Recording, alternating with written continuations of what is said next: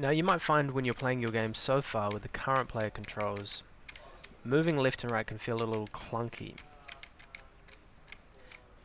You keep getting stopped and it's not very smooth, so let's have a look at why that might be.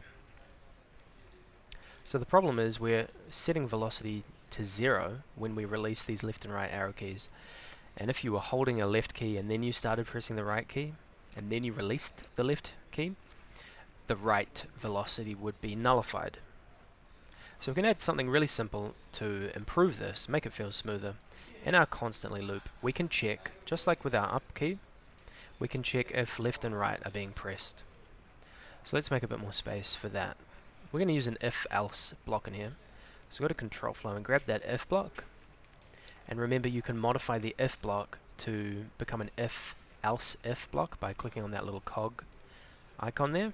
Drag an else if into here, and then dismiss this by clicking on the cog again.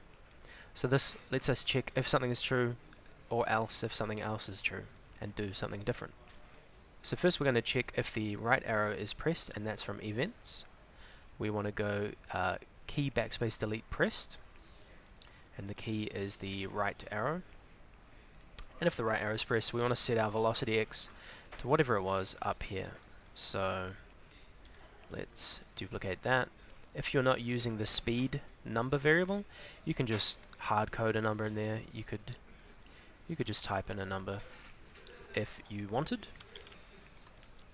That's up to you. But what if the right arrow is not being pressed? What if it's the left arrow? Let's duplicate that.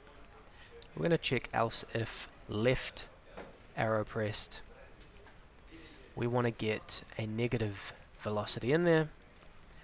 So this is what that left arrow press was doing. Set velocity x to speed times -1. So that'll give us a negative velocity. So you could do that, or you could just type in -300, something like that. It's up to you.